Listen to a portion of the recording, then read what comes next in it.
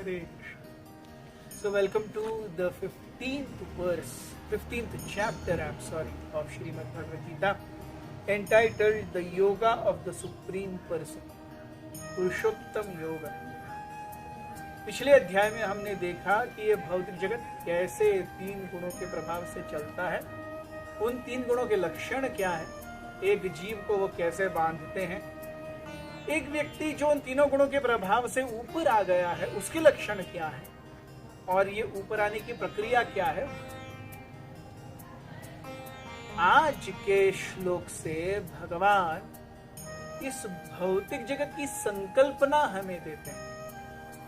He says in the first verse of the 15th chapter of Bhagavad Gita, Shri Bhagavan Uvacha Urdhvamulam Adhah Shakham Ashwatham Prahuravyayam Chandansi Yasya Parnani Yastam Veda Savedavid. The Supreme Personality of Godhead said, it is said that there is an imperishable banyan tree that has its roots upward and its branches down, and whose leaves are the Vedic hymns. One who knows this tree is the knower of the Vedas. So, भगवान कहते हैं, how can you understand this material world? इस भौतिक जगत की संकल्पना आप कैसे कर सकते हैं? ऊर्ध्व मूलम अधः शाखा। तो यूजुअली हम एक पेड़ देखेंगे, यहाँ आप पीछे कितने सारे पेड़ देख रहे हैं। पेड़ की जड़ें नीचे होती हैं और शाखाएं ऊपर होती हैं। अधः मूलम ऊर्ध्व शाखा। लेकिन ये जगत कैसा है? ऊर्ध्व मूलम अधः शाखा। उसके मूल ऊपर है और उसकी शाखाएं नीचे। तो ये हमें बताता है कि भौतिक जगत जो है वो वास्तविक अस्तित्व की एक प्रतिकृति है।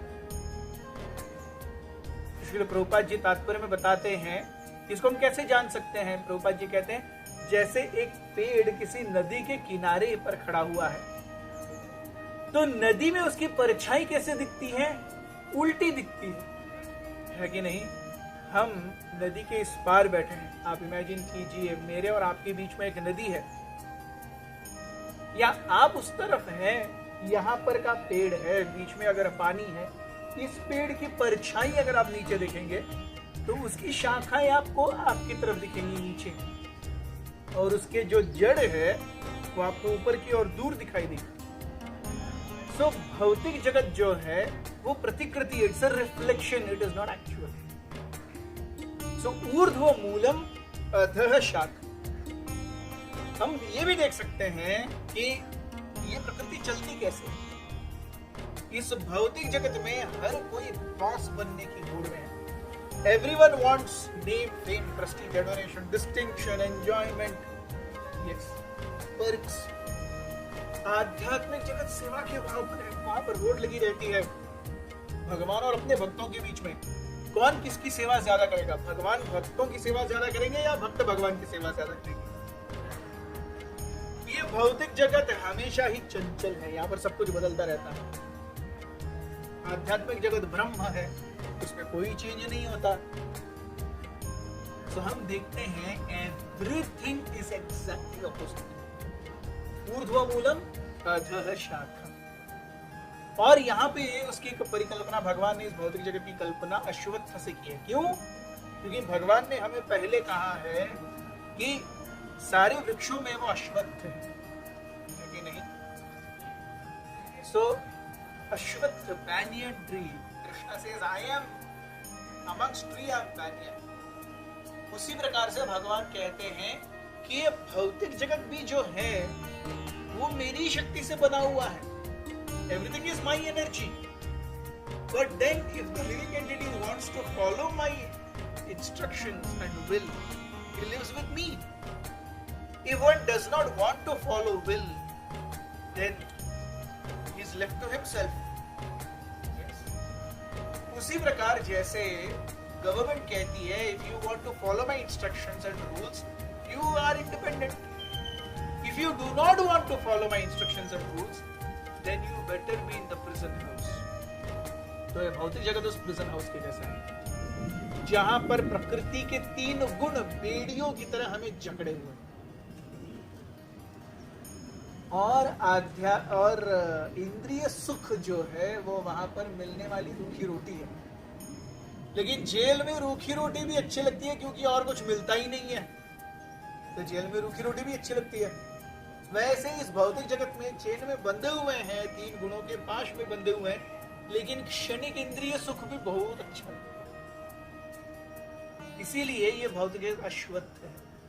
प्राहुर अव्ययम, प्राहु अर्थात इट इज सेड एंड अव्ययम इटर्नल। ये भौतिक जगत भी इटर्नल है, आध्यात्मिक जगत इटर्नल है, भौतिक जगत भी इटर्नल है। आप पूछे कैसे कैसे? एग्जैक्टली लाइक कोई शहर भी इटर्नल है और उसके अंदर की जेल भी इटर्नल है कि नहीं? हम आज पूना सिटी से शूट कर रहे हैं। सो भगवत गीता का हमारा 14th chapter entire Poona city में शूट हुआ। सो 14th चैप्टर हमने देखा फुल पूना सिटी। तो पूना सिटी तो कब से है? पेशवाओं के समय से है। उसके साथ में यहाँ कारावास भी है, पेशवाओं के समय से ही है। तो तब से पूरी सिटी भी चली आ रही है, कारावास भी चले आ रहे हैं। वैसे ही आध्यात्मिक अस्तित्व भी नित्य है और भगवान जानता है कोई ना कोई हमारे और आपके जैसे रहेंगे जिनके अंदर थोड़ा ज्यादा कीड़ा होगा, तो उनको यहाँ पे आकर सुधारने के लिए सुधार गृह भी बनाया हुआ। छंदांसी यस्य पर्णानि, सो वेद जो है वो इसकी शाखा है।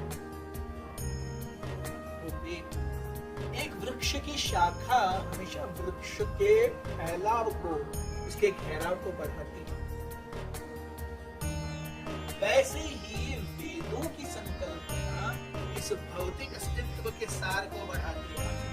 कैसे? वेद तो भौतिक अस्तित्व से निकलने के लिए बनाए गए हैं। वेदों की संकल्पना हमें यहाँ पे जोड़ती कैसे, बांधती कैसे है? क्योंकि 75 to 80% of Vedic literature is कर्मकांड, जहां पर जीव अपनी इच्छा के लिए, अपनी इच्छा की पूर्ति के लिए या तो भगवान या किसी देवी देवता के पास जाता है। इसीलिए भगवान ने 14वें अध्याय के 26वें श्लोक में बहुत सिंपली कहा, अव्यभिचारेण भक्ति योगेन सेवते। सो भक्ति योग में कोई सेवा करेगा और अव्यभिचार, without any expectation. You must come to me only, do devotional service only and without expectation. सब गुणान समझ, लेकिन ये इतना इजी है क्या? चक्का बोलना इजी है, इतना करना इजी नहीं है। ये भगवान भी जानते हैं। सो इसीलिए छंदांसी यस्य पर्णानि, 80% ऑफ वैदिक लिटरेचर सिंपली कर्मकांड। आप मेरे पास भक्ति नहीं करोगे, आप क्या करोगे? मेरे पास या देवी देवताओं के पास अपनी इच्छा की पूर्ति के लिए आओगे। यस्तोम वेद स वेदविद। तो जो व्यक्ति इस भौतिक जगत को सही में इस प्रकार से जानता है, वो सही अस्तित्व को जानता है। तो हमने आज क्या क्या देखा? भौतिक जगत, इसकी उपमा एक अश्वत्थ वृक्ष से की गई। क्यों की गई है? भगवान अपने आप को वृक्षों में अश्वत्थ बनाते हैं। दूसरा हमने देखा कि कैसे ये भौतिक जगत एक प्रतिकृति है, it is a reflection and it is not an actual thing. तीसरी चीज हमने देखी कि किस प्रकार से ये जगत भी अव्यय है, जैसे आध्यात्मिक जगत है। चौथा हमने देखा कि किस प्रकार से वेद इस पूरी श्रृंखला को और ज्यादा बढ़ाते हैं। तो ये भौतिक जगत का सार है। It is exactly opposite to what it should be. It has unlimited branches and the desire for enjoyment extends unlimitedly. This is eternal, and the concept of Vedic literature, if taken in totality, it only increases in furthering our knots and bonds. आज से 4 दिन 14वें अध्याय का quiz रहेगा, हमारे साथ बने रहिए। Please make sure you answer it. The entire 14th chapter of Gita was shot in Pune, and Pratik, my very dear friend and my brother-in-law, helped me shoot all these. I thank him for his precious time from his busy schedule, and we owe him the entire 14th chapter for shooting it for us. Hare Krishna.